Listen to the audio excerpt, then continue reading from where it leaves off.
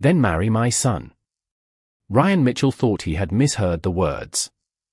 Across the polished walnut table, Richard Hayes calmly closed the financial report that contained everything Ryan had spent the past hour trying not to believe.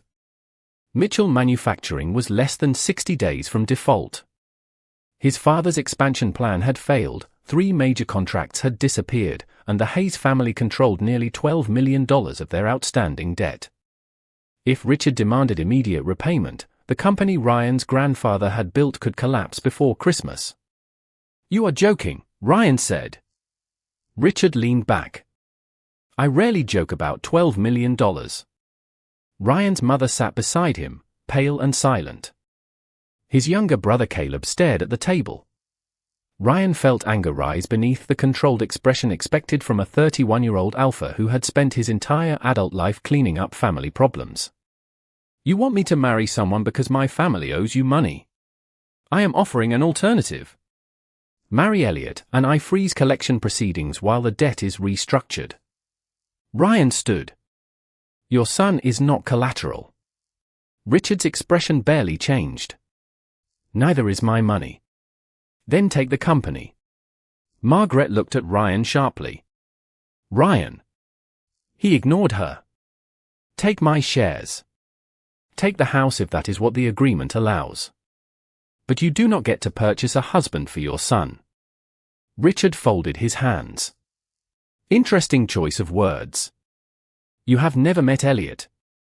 "I do not need to meet him to know this is wrong." Ryan had heard enough about Richard's only son to recognize the name. Elliot Hayes was a 26-year-old Omega who rarely appeared at society events and used a wheelchair because of a long-term mobility disability. Ryan knew little else, and suddenly that bothered him. Everyone in this room was discussing Elliot as though his opinion were another clause buried inside a contract. "Does he even know about this?" Ryan asked. For the first time, Richard hesitated. That tiny pause answered everything. Ryan laughed without humor. "Unbelievable." He pushed the financial documents back across the table. "Tell your attorneys there will be no wedding. I will find another way to handle the debt." "In 60 days?" Richard asked. "If necessary. And when hundreds of employees lose their jobs because your pride mattered more than reality." Ryan stopped. Richard had found the only argument capable of reaching him. Mitchell Manufacturing was not merely his inheritance.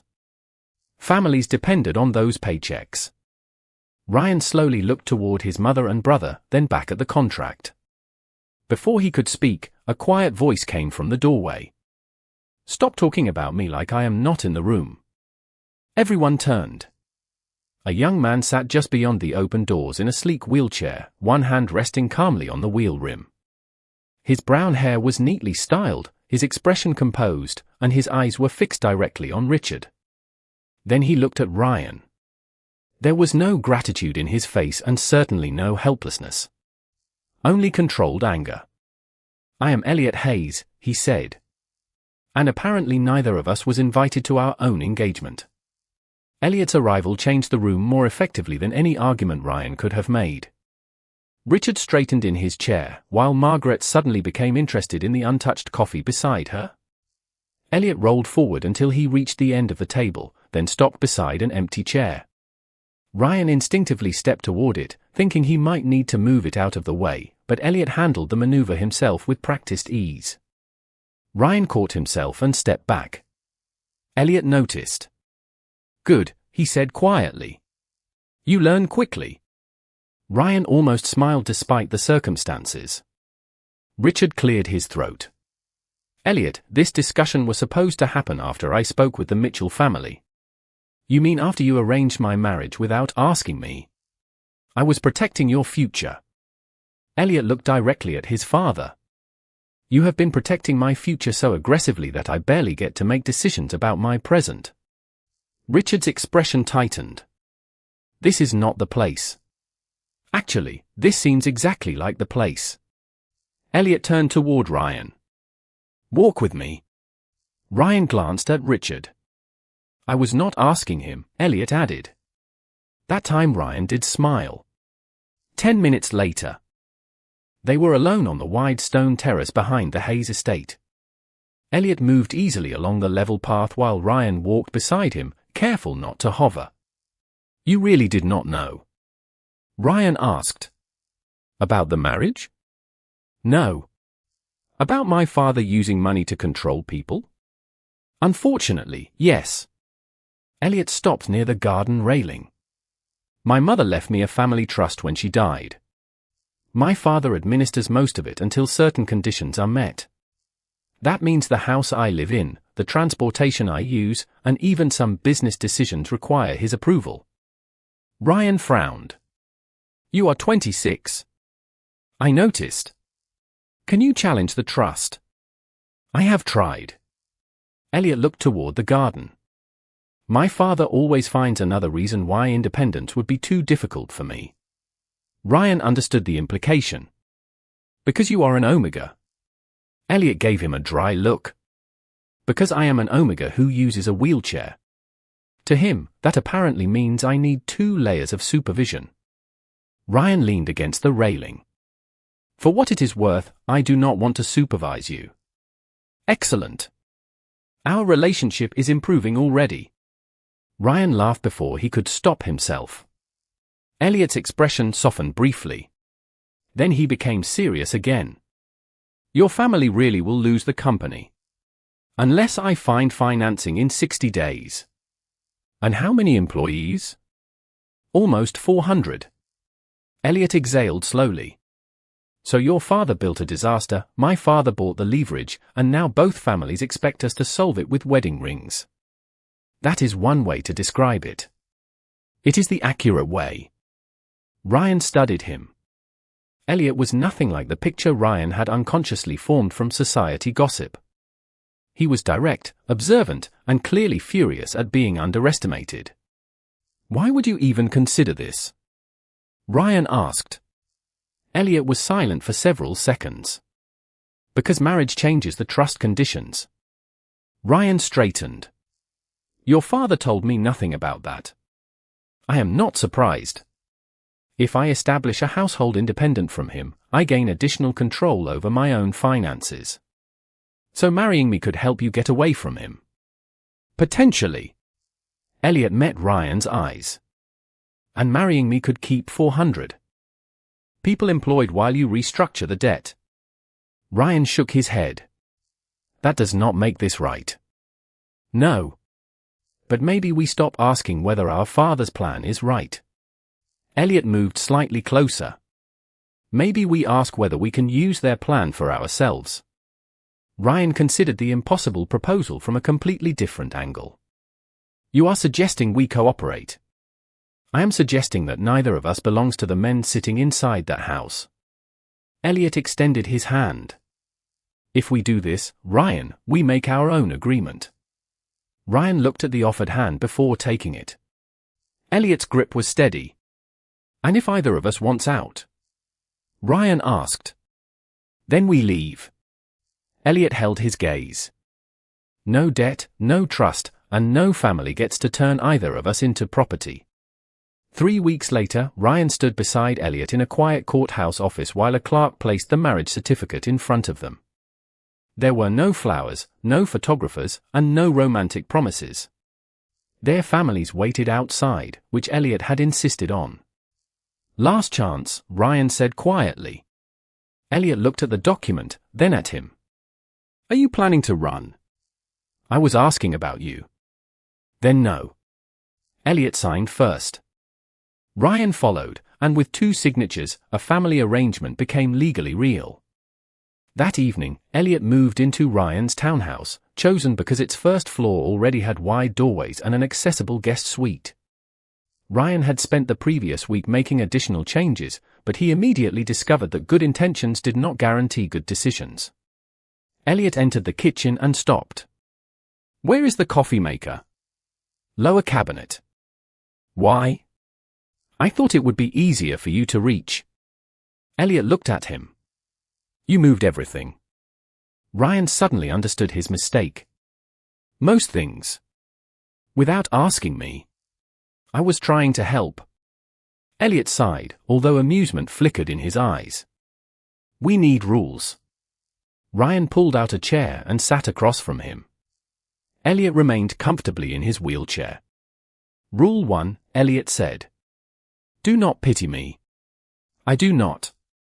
Good. Rule 2, do not make decisions for me because you think they will make my life easier. Ryan glanced toward the relocated coffee maker. Fair. Rule 3, if you think I need help, ask first. That seems reasonable. Elliot folded his arms. Your turn. Ryan considered it. One rule. Only one. Do not lie to me. We are surrounded by people using contracts, money, and family obligations to control what happens next. If this arrangement is going to work, I need to know that whatever you tell me is true. Elliot's expression became serious. Agreed. They shook hands again, just as they had on the terrace. The first week of married life was stranger than Ryan expected. Elliot worked from the sunroom, conducting video meetings for an accessibility consulting nonprofit that advised businesses on inclusive design. Ryan discovered this accidentally when he overheard Elliot calmly explaining to a hotel executive why accessibility was not charity but basic customer service. At dinner, Elliot discovered Ryan could barely cook anything beyond scrambled eggs. You run a manufacturing company, Elliot said as Ryan stared suspiciously at a saucepan. I manage supply chains. Pasta does not respond to quarterly forecasting. Elliot laughed so suddenly that Ryan found himself laughing too. Their arrangement slowly developed a rhythm. Separate bedrooms. Morning coffee. Work calls. Dinner when their schedules allowed. Ryan learned to ask before moving Elliot's chair or reaching for something on his behalf. Elliot learned that Ryan became unusually quiet whenever another problem appeared at Mitchell Manufacturing. One Thursday evening, Ryan came home after 9 and found Elliot reviewing a stack of papers at the dining table. Those look familiar, Ryan said. They should. You left them beside the printer. Ryan recognized the proposal for a contract that could stabilize the company's finances. I have been negotiating that deal for 2 months. Then you might want to fix page 42. Ryan frowned. What is wrong with page 42? Elliot slid the document toward him. Your delivery guarantee conflicts with the penalty clause 6 pages later. If they accept this version, one delayed shipment could erase most of your profit. Ryan read both sections twice. Elliot was right. How did you catch that? I read contracts for a living. Ryan looked at him differently. Until that moment, their marriage had been a solution to 2 problems. For the first time, Ryan wondered whether the man sitting across from him might become something far more complicated, a partner. Ryan read page 42 a third time, then looked across the dining table at Elliot. You just found the mistake my attorneys missed. Elliot lifted his coffee. You should probably not tell them that until after they send their invoice. Ryan laughed, but the discovery changed something between them. The next morning, he asked Elliot to review the revised proposal before sending it. Elliot agreed on one condition. You ask for my opinion because you value it, not because I am your husband. I am asking because you are better at this than I expected. Elliot raised an eyebrow. That almost sounded like a compliment. Do not get used to it. Over the next 2 weeks, their evenings became an unexpected routine. Ryan brought financial projections home from Mitchell Manufacturing, and Elliot challenged assumptions Ryan had stopped questioning years ago. In return, Ryan listened as Elliot discussed accessibility projects for restaurants, hotels, and public spaces. One Saturday, Ryan accompanied him to a downtown hotel that wanted Elliot's nonprofit to evaluate a planned renovation. The project manager greeted Ryan first. Mr. Mitchell, we are honored to have you advising us. Ryan glanced at Elliot. You do not. I am just carrying the coffee. Elliot tried not to smile. Mr. Hayes is your consultant. For the next hour, Ryan watched Elliot command the meeting without raising his voice. Elliot identified problems with doorway widths, restroom layouts, reception counters, and emergency routes, explaining each recommendation in practical business terms. Nobody needed to rescue him. Nobody needed to speak for him. By the end, the hotel manager was taking notes faster than Elliot could finish his sentences. Outside, Ryan walked beside Elliot toward the parking garage. "You enjoyed that," Elliot said. "Watching you make 6 executives realize they designed a building without thinking about the people using it." Ryan nodded. "A little." Elliot smiled. "You are becoming tolerable." High praise. Their domestic life changed too. Ryan stopped automatically reaching for objects Elliot could handle himself. When assistance genuinely seemed useful, he asked. Sometimes Elliot said yes. Often he said no. Neither answer offended Ryan anymore. Elliot, meanwhile, began noticing the quiet burdens Ryan carried. Ryan called employees by name, remembered whose daughter had started college, and personally reviewed payroll whenever cash flow became uncertain. One evening, Elliot found him asleep at the kitchen table beside financial reports. Instead of waking him immediately, Elliot placed a mug of fresh coffee nearby. Ryan opened his eyes a minute later. "Did you just take care of me? Do not make this embarrassing. I thought helping without permission violated your rules. Coffee is not a major life decision." Ryan smiled, and Elliot looked away too quickly. The contract Elliot had corrected eventually returned with approval for final negotiations. It would not erase the Mitchell debt, but it could give the company breathing room. Ryan entered the sunroom holding the email on his phone. They accepted the revisions. Elliot looked up from his laptop.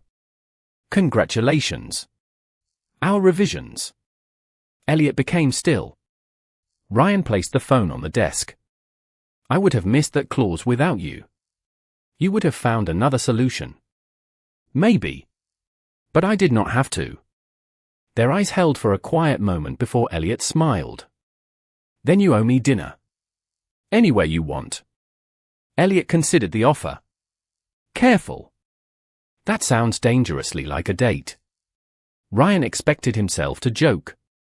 Instead, he realized the idea did not bother him at all. The Hayes Foundation dinner arrived the following Friday, and Ryan discovered that pretending their marriage was merely practical had become increasingly difficult. Elliot wore a tailored navy suit and looked completely at ease as they entered the hotel ballroom together. Ryan walked beside him rather than behind his wheelchair, matching Elliot's pace through the crowd. "Remember," Elliot said, "this is my father's favorite room. Full of people pretending not to judge one another." Ryan adjusted his cuff. "Sounds relaxing." Elliot smiled. "Try not to terrify any donors." The evening remained civil until a foundation board member named Gregory Wallace approached them during dinner. Gregory greeted Ryan first, then glanced toward Elliot. "Ryan, perhaps you can explain how Elliot's accessibility initiative plans to justify the additional renovation costs." Ryan looked at Elliot. "Why would I explain his initiative?" Gregory hesitated. "I assumed you were involved now." "I am involved in eating dinner." Elliot covered a smile with his water glass.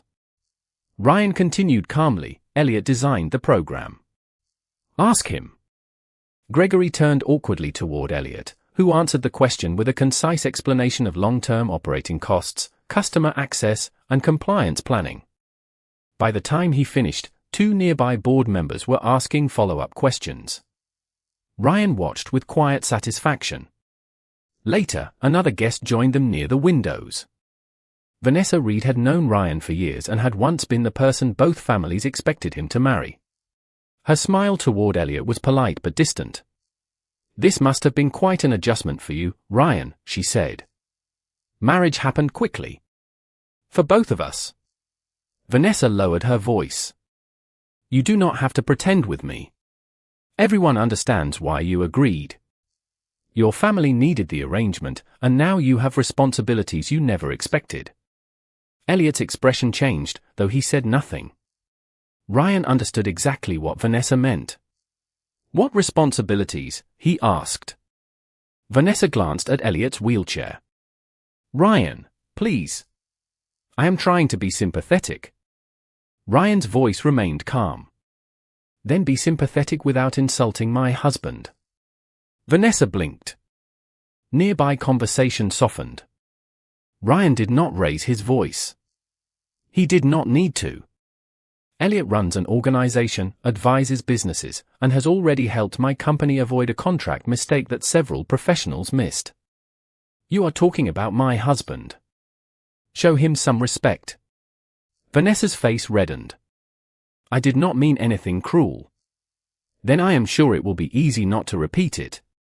She excused herself moments later. Elliot remained silent until they reached a quiet hallway outside the ballroom. You did not have to do that, he said. Ryan leaned against the wall. Actually, I think I did. Because we are married. Ryan considered the question. No, Elliot looked up at him. Then why? Because she was wrong. The simplicity of the answer seemed to affect Elliot more than any dramatic declaration could have. His expression softened. Thank you. Ryan smiled. You are welcome. On the drive home, neither mentioned the moment again, but the silence between them felt different. When they reached the townhouse, Elliot stopped near the kitchen instead of heading toward his room. About that dinner I said you owed me, he said. What about it? Tomorrow night. 7. Ryan raised an eyebrow. Is this a business meeting? Elliot smiled. No, then what is it? Elliot held his gaze. You are smart enough to figure that out. Before Ryan could answer, Elliot's phone chimed. He opened an email from the attorney managing his mother's trust. His smile disappeared. Attached was an amendment Elliot had never seen before, signed years earlier by Richard Hayes. Elliot read the first paragraph twice. Then he looked at Ryan. My father did not arrange this marriage just to settle your family's debt. Elliot turned his phone toward Ryan. The amendment was dense with legal language, but one paragraph had been highlighted by the attorney. Ryan read it twice before understanding why Elliot looked so unsettled. 6 months, Ryan said. Elliot nodded. If I maintain a legally independent household for 6 consecutive months, control of my mother's voting shares transfers directly to me. How much control? 38% of Hayes Holdings. Ryan stared at him. That was enough to make Elliot one of the most powerful shareholders in his father's company. And Richard never told you? No. He spent years telling me the trust required him to manage everything. Elliot scrolled farther. There is more. My spouse cannot be financially dependent on Hayes Holdings during the qualification period. Ryan suddenly understood. Your father needed someone he could control without technically supporting him. Exactly. Elliot's expression hardened. Your family owed him millions. He could pressure you through the debt while claiming my household was independent. Ryan walked toward the kitchen window, replaying their first meeting. Richard had presented the marriage as a solution for Mitchell Manufacturing. Now it looked like something more calculated. Why would he want you to qualify for the shares if that reduces his control? Elliot was quiet. Maybe because he expected the marriage to fail before 6 months. Ryan turned. Or because he expected me to remain dependent on him even after marrying you. Elliot looked at the amendment again. Either way, he chose you because he thought debt would make you manageable. Ryan's jaw tightened. He underestimated both of us. Elliot gave a faint smile, but it disappeared quickly. There is another problem. What? The attorney said someone requested information about our marriage agreement yesterday. Who? The request came through my father's office. Ryan sat across from him. Then we asked him directly. The following morning, they met Richard at his private office. Elliot placed the amendment on his desk. You forgot to mention something. Richard barely glanced at it. I wondered when you would find that. Elliot's face changed. You knew. Of course. You let me believe I needed your permission to control my own inheritance. Richard leaned back. I managed the trust responsibly. That was not the question. Ryan remained silent. This confrontation belonged to Elliot. Richard finally sighed. Your mother created conditions because she wanted you protected. Protected from what? Elliot asked. Making my own decisions. Richard looked toward Ryan. You should understand responsibility. Your family's future depends on this arrangement. Ryan's voice became cold. Do not use my family to answer his question. Richard studied him with mild surprise. Elliot noticed too. Did you choose Ryan because you thought his debt would let you control my marriage? Elliot asked. Richard did not answer immediately. That hesitation was enough. Elliot turned his wheelchair toward the door. We are done. Richard spoke before they could leave. Be careful, Elliot. 6 months is a long time. People become very cooperative when millions of dollars are involved. Ryan stopped. What is that supposed to mean? Richard looked directly at Elliot. Ask your husband how much he knew before the wedding. The room went silent. Elliot slowly turned toward Ryan. What is he talking about? I have no idea. Richard opened a drawer and removed a sealed envelope.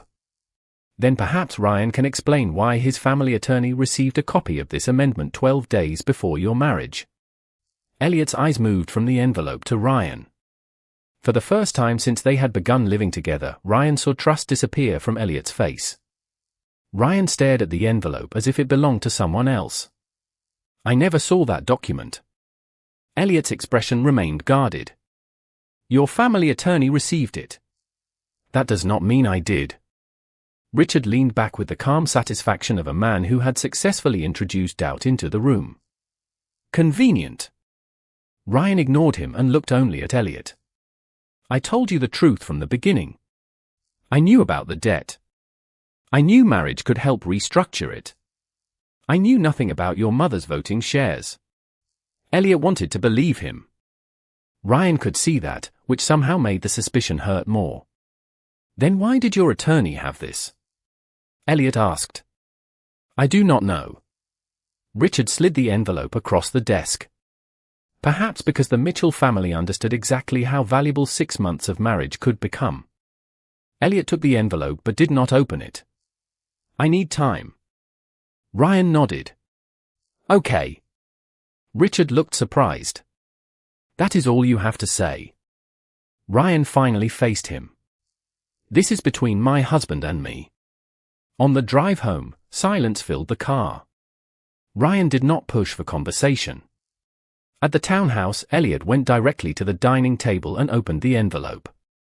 The cover letter was addressed to Thomas Bennett, the Mitchell family attorney. The attached amendment was unmistakably the same document Elliot had discovered the previous night. 12 days before the wedding, Elliot said quietly. Ryan stood several feet away. I will call Bennett. And if he says your mother knew? Ryan hesitated. Elliot noticed. That is what I thought. Elliot, my family has hidden financial problems from me before. That does not mean I participated. Elliot looked down at the papers. Every time I started trusting this marriage, another person revealed that there was something I did not know. I understand. Do you? Elliot's voice remained calm, but the disappointment behind it was unmistakable. I thought you defended me because you respected me. I thought those evenings at the table meant something. Now I have to wonder whether you were simply making sure I stayed for 6 months. Ryan stepped closer, then stopped before entering Elliot's space. They meant something. Elliot looked away. I cannot tell the difference anymore. Ryan felt the words land harder than anger would have. He went to his study and returned with their marriage agreement. Elliot watched as he placed it on the table. There is a clause here allowing either family to challenge an early separation while the debt restructuring is active, Ryan said. My attorney insisted on it. Elliot's expression tightened. So I cannot leave. You can. Ryan took a pen, crossed out the enforcement provision, signed beside the change, and placed the document in front of Elliot. I will have Bennett formalize the waiver today. I will not enforce any condition that keeps you here. Elliot stared at the signature. Ryan, your family could lose everything. That is my problem to solve. And if I leave? Ryan swallowed. Then you leave. Elliot looked at him for a long moment. Why would you do this? Because if you stay because a contract forces you to, then none of this means what I hoped it meant. The room became painfully quiet. Elliot folded the amendment and placed it in his bag. I am going to stay at my apartment for a while. Ryan wanted to ask him not to go. Instead, he remembered the promise they had made on the terrace. No family would turn either of them into property. I will help with anything you need. Elliot shook his head gently. I can manage. Ryan nodded. I know. An hour later, Elliot rolled toward the front door with a small suitcase secured behind his chair. He stopped once but did not turn around. For what it is worth, Ryan said, I did not know. Elliot closed his eyes briefly. I hope that is true. Then he left. Ryan remained alone in the townhouse until his phone rang. Thomas Bennett's name appeared on the screen. Ryan answered immediately. Did you receive Elliot's trust amendment before our wedding? Silence followed. Then the attorney said, yes. Ryan gripped the phone. Who told you not to show it to me? Another pause. Your mother. Ryan did not sleep that night. By 7 the next morning, he was sitting across from Margaret Mitchell in the quiet breakfast room of the family home. His mother looked exhausted before he even placed Elliot's trust amendment on the table. Why did you hide this from me? Ryan asked. Margaret stared at the document. Because you would have refused the marriage if you knew Richard had another motive. I almost refused anyway. And nearly 400 employees would have paid the price. Ryan shook his head. You decided Elliot's freedom was acceptable collateral for saving our company. Margaret looked wounded. I was trying to protect this family. That is what Richard says every time he controls Elliot. The comparison silenced her. Ryan stood. I will save the company another way. There is no other way. Then I will create one. Over the next 10 days, Ryan worked through every realistic option Mitchell Manufacturing had left. He met with lenders, suppliers, minority investors, and 2 competitors interested in purchasing company assets. The solution that finally emerged was painful but possible. Ryan would sell his personal ownership stake in a commercial property inherited from his grandfather, surrender his future claim to several Mitchell family assets, and step away from his expected position as the company's next majority owner. Combined with the newly approved manufacturing contract and a restructuring package from an independent lender, the plan could remove Richard's leverage without closing the company. Caleb stared at the documents when Ryan explained them. You are giving up your inheritance. I am giving up control I never should have needed. For Elliot? Ryan thought about the question. For myself too. I am tired of calling something a choice when money has already made the decision. That afternoon, Ryan signed the restructuring agreement. Richard Hayes would be repaid under fixed commercial terms with no condition connected to Ryan's marriage. Mitchell Manufacturing would survive, although Ryan's personal future would look very different. His next call was to Thomas Bennett. Prepare termination papers for the marriage arrangement. Bennett hesitated. Are you certain? Ryan looked around the townhouse that had felt strangely empty since Elliot left. Remove every financial condition. Elliot gets a clean exit. No penalties, no family objections, no connection to the Mitchell debt. 2 hours later, the documents arrived. Ryan signed every page. He did not call Elliot. He sent the papers through Elliot's attorney with a short note explaining that the debt had been independently restructured and Elliot owed Ryan nothing. 3 days passed without an answer. On the fourth evening, Ryan was packing financial files into boxes when the doorbell rang. For one hopeful second, he expected Elliot. Instead, Caleb stood outside holding an envelope. This came to the office. Ryan opened it. Inside was confirmation that Richard Hayes had accepted the new repayment structure. The debt no longer depended on the marriage. Caleb looked around the quiet house. So what happens now? Ryan folded the letter. Elliot decides. Across town, Elliot sat in his apartment reading Ryan sign termination papers for the third time. There were no hidden conditions. No request to return. No attempt to preserve the 6-month trust requirement. Ryan had removed the only reason Elliot could ever question whether he was free to leave. Beside the papers sat another document from Elliot's attorney. After reviewing the trust, the attorney had found a provision Richard had overlooked. Attempts by the trustee to interfere with Elliot's qualifying marriage could trigger an independent review of the voting shares. Richard's manipulation had created the evidence Elliot needed to challenge his control. Elliot looked again at Ryan's handwritten note. Whatever you choose next should belong to you. Elliot closed his eyes. For weeks, he had wondered whether Ryan cared because the marriage benefited him. Now Ryan had sacrificed the benefit and asked for nothing in return. Elliot picked up his phone, almost called him, then stopped. A phone call was not enough. He opened the drawer where he had placed their original marriage agreement, set it beside the termination papers, and contacted his attorney. I need one more document prepared, Elliot said. Not a contract this time. A marriage application. Ryan was sealing the last box of financial records when the doorbell rang shortly after 7 on Saturday evening. He expected Caleb or another delivery, but when he opened the door, Elliot was waiting on the porch with a slim folder resting across his lap. For several seconds, neither man spoke. Ryan stepped aside. Come in. Elliot entered the townhouse and looked around the familiar living room. The coffee maker was back where it had originally been, exactly where Elliot preferred it. That small detail made him smile.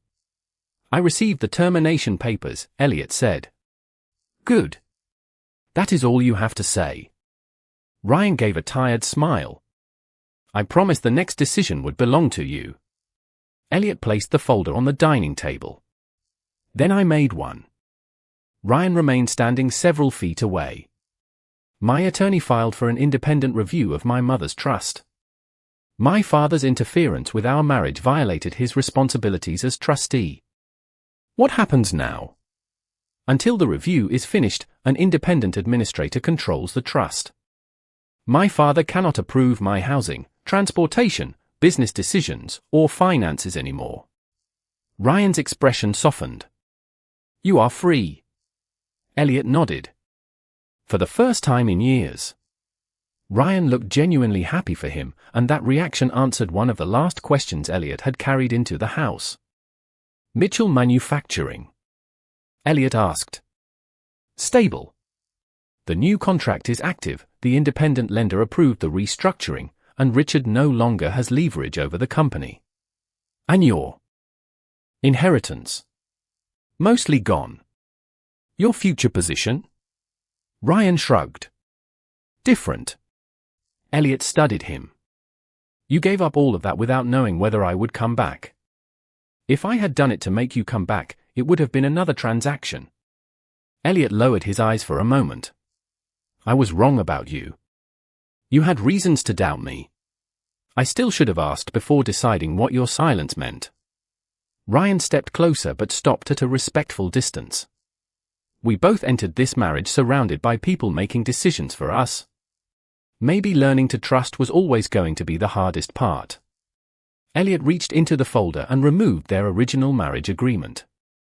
He placed it on the table. I do not want this marriage anymore. Ryan became completely still. Pain crossed his face, but he nodded. Okay. Elliot waited. Ryan did not argue, bargain, or remind him of everything they had shared. He simply accepted the choice. Elliot then removed a second document and placed it beside the first. Ryan looked down. It was a new marriage application. The first time, Elliot said, "Our families chose the terms, the timing, and the reasons. I want that marriage to end."